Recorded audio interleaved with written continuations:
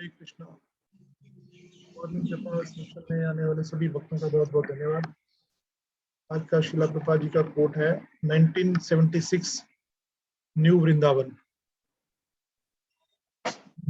Innocent men, women, they are kept in that factory simply for livelihood. A little work will provide his needs.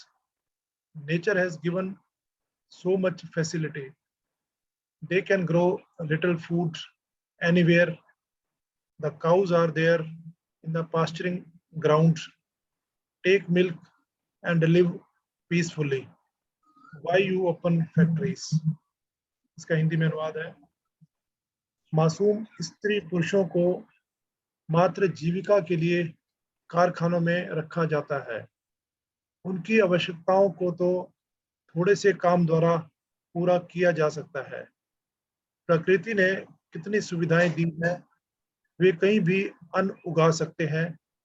चरागाहों में गाय चरती हैं, उनसे दूध लो और शांति से जीवन यापन करो।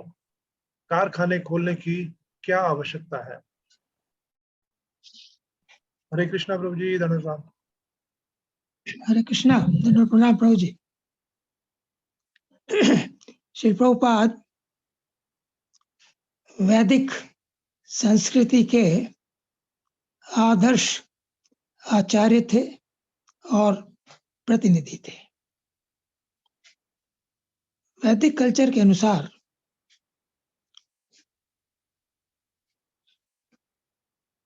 खेती करना और गोपालन करना यही मुख्य कार्य वैश्यों के हैं।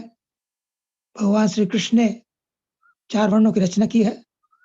चातुर्वर्णम मया सृष्टम गुण कर्म विभागशः, ब्राह्मण, क्षत्रिय, वैश्य और शूद्र। उनके गुणों के हिसाब से और उनके कर्मों के हिसाब से। तो ब्राह्मण वैदिक साहित्य पढ़ते हैं, पढ़ाते हैं, गाइड करते हैं। क्षत्रिय रक्षा करते हैं, एडमिनिस्ट्रेशन प्रोवाइड करते हैं। और वैश्य जो है, कृषि, वाणिज्य, गो रक्षा, वैश्य कर्म स्वभाव। और वैश्यों का जो कर्म है, बिजनेस पर्सन का जो कर्म है, वो है कृषि, खेती करना, गोरक्षा और वाणिज्य करना, ट्रेडिंग करना। और शूद्र सबकी सेवा करते हैं। तो जो कृषि और गोपालन जिसकी प्रभुपाद जी बात कर रहे हैं, ये एक सात्विक प्रोफेशन है। इसमें कोई उग्र कर्म इन्वॉल्व नहीं है और भक्ति के लिए ये सर्वश्रेष्ठ है। प्रभुपाद जी का फोकस केवल कृष्ण भक्ति करना ही रहा है। इस प्रकार अधिक से अधिक लोग कृष्ण भक्ति में लगे और ठीक प्रकार से कृष्ण भक्ति कर सके। प्रभुपाद जी भगवान श्री कृष्ण के फॉलोअर थे। कृष्ण, उनके पिता नंद महाराज, वो भी क्या करते थे? वो भी गोपालन करते थे। Prabhupada is a perfect representative of Krishna. He is most addicted to Krishna. इस दृष्टि से हमें उनकी जो ये स्टेटमेंट है, इसको समझना चाहिए। ये बात न्यू वृंदावन में श्री प्रभुपाद कह रहे हैं 1976 में, जहां काफी हिली और मार्शी लैंड अवेलेबल थी और चीप रेट्स पे। और प्रभुपाद जी ने अपने भक्तों को एनकरेज किया कि आप इसको फार्म हाउस में डेवलप करें। उन्होंने किया। तो वहां मुख्य कार्य फार्मिंग एंड काउ प्रोटेक्शन है। इस्कॉन में और भी अनेकों जगह प्रभुपाद जी के शिष्य, उनके फॉलोअर फार्म हाउसेस चला रहे हैं, जहाँ खेती की जाती है, गाय पालन किया जाता है। फैक्ट्री सर्टनली उग्र कर्म में आता है। अनेकों बार तो फैक्ट्रीज में शिफ्ट लगती है। जब व्यक्ति शिफ्ट की नौकरी करता है, उसका सारा शेड्यूल भक्ति का विशेषकर वो बिगड़ जाता है। इसलिए Prabhupada ji believed in simple living and high thinking. चलिए वो दैवी वर्णाश्रम स्थापित करना चाहते।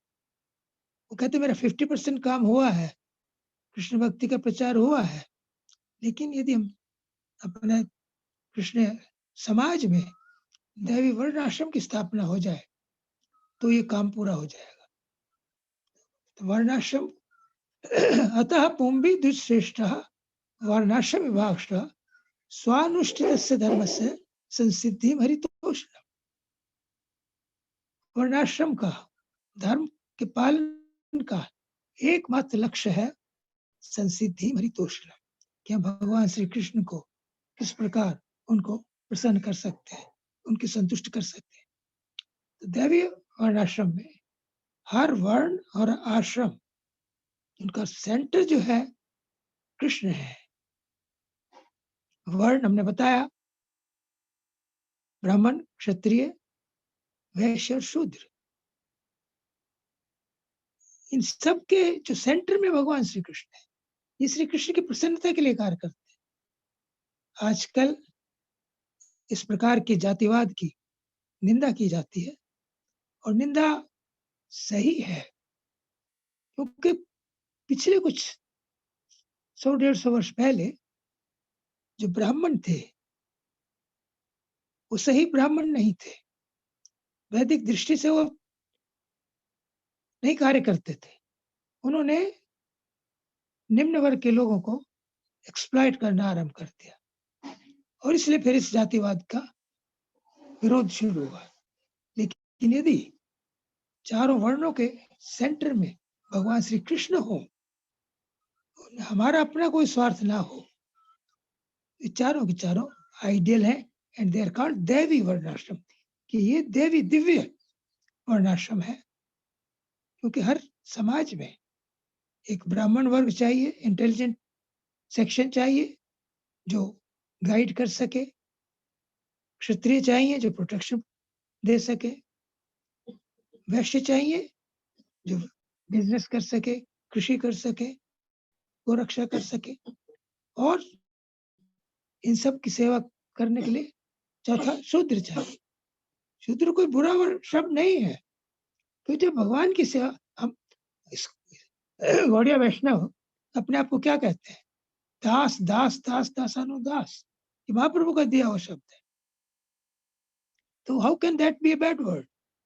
लेकिन जब ब्राह्मण आदर्श नहीं रहे, उन्होंने एक्सप्लॉइट करना शुरू कर दिया, तो नेचुरली जो नीचे वाले लोग हैं, निम्न जाति के लोग हैं, उन्हें बुरा लगा और उन्होंने रिवोल्ट किया। तो श्री प्रभुपाद दैवी वर्णाश्रम स्थापित करना चाहते थे।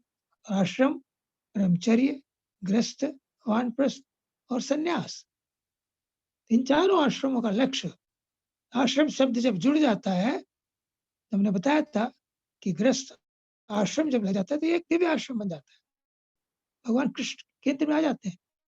अदरवाइज इट इज कॉल्ड गृहस्थ, गृह मेधी। जहां हम सेंटर में हैं, जहां हम अपनी इंद्रिय तुष्टि के लिए कार्य करते हैं, दैट इज नॉट गृहस्थ आश्रम। इसी प्रकार हर आश्रम, ब्रह्मचारी, वानप्रस्थ और सन्यास। तो दैवी वर्णाश्रम में चारों वर्ण और चारों आश्रम भगवान को केंद्र में रखकर अपना कार्य करते हैं। और in that scheme of things, जो वैश्यों का जो कर्म है, जैसा प्रभुपाद जी बताते हैं आज के उसमें, कि कृषि करें, गो रक्षा करें, गोपालन करें और कृषि करें। अब भी हम देखते हैं कि गांव के जो लोग हैं अधिक सीधे साधे हैं, अधिक सात्विक हैं, लेकिन जो टेलीविजन है, इंटरनेट है, सोशल मीडिया है, ये आजकल हर जगह पहुंच रहा है। इसके प्रभाव से गांव का वातावरण भी दूषित हो रहा है। लेकिन श्री प्रभुपाद जी का एक ही कंसर्न था कि अधिक से अधिक लोग कृष्ण भक्ति का पालन करें। उसके लिए हमें वैदिक जो सिस्टम है, वैदिक जो वर्णाश्रम है, दैवी वर्णाश्रम है, उसका हमें पालन जितना हो सके हम करें। यदि हम नहीं कर पाते प्रोफेशन के हिसाब से, तो हम कम से कम इस बात को एप्रिशिएट करें कि yes, this is the ideal thing, ये आदर्श चीज है जो श्री प्रभुपाद कह रहे हैं वही सही है। कई बार लोग जो आप करते हैं उसी को सही मानते हैं, उसी को जस्टिफाई करते हैं, बाकी सबको निंदा करते हैं। नो, राइटियस पर्सन जो सही है उसको सही कहता है, अपनी मजबूरी एक्सप्रेस कर सकते हैं कि ठीक है, सही बात तो यही है जो प्रभुपाद जी कह रहे हैं कि हर व्यक्ति को कृषि करना चाहिए, गो सेवन करना चाहिए, क्योंकि इसमें बहुत कम समय लगता है और हम सिंपल रहकर समय बचा सकते हैं और उस अधिक समय को हम भगवान की भक्ति में, स्वयं भक्ति करने में और भक्ति का प्रचार करने में उस समय को हम व्यतीत कर सकते हैं। तो प्रभुपाद जी इस दृष्टि से हमें समझाते हैं कि हमें किसी उग्र कर्म में नहीं उलझना चाहिए, नहीं फंसना चाहिए, जहाँ रात दिन हम शिफ्टों में काम करते रहें और भगवान के बारे में कोई समय ही ना मिले। तो we should choose such a profession जिसमें हमें 7-8 घंटे हम काम करें, दैट इज एनफ। बाकी समय हम भगवान की भक्ति के लिए निकालें और जैसा प्रभुपाद जी ने बताया, हम स्वयं अच्छी साधना करें, 16 माला का जप करें, 4 नियमों का पालन करें, भक्तों का संग करें और जो हमें अधिक समय मिलता है उसे हम रीचिंग में लगाएं, औरों को भक्त बनाने में उसको लगाएं। इससे सभी का कल्याण होगा। प्रभुपाद जी प्रसन्न होंगे, चैतन्य महाप्रभु प्रसन्न होंगे, भगवान श्री कृष्ण प्रसन्न होंगे और जब ये प्रसन्न होंगे, संसिद्धि मरितोषणम, जब भगवान प्रसन्न है तो ये हमारे जीवन की परिपूर्णता है, हमारा जीवन भी, हमारे जीवन का लक्ष्य वो हमें प्राप्त हो जाएगा। हरे कृष्ण, धन्यवाद, thank you. Thank you very much Prabhu ji. अपने अच्छी तरह समझाया कि वैदिक सिस्टम पहले क्या होता था और वो बिल्कुल परफेक्ट था, दैट इज दैवी वर्णाश्रम व्यवस्था, लेकिन उसका एकमात्र उद्देश्य क्या होना चाहिए, भगवान की प्रसन्नता। Thank you very much. Hare Krishna. Hare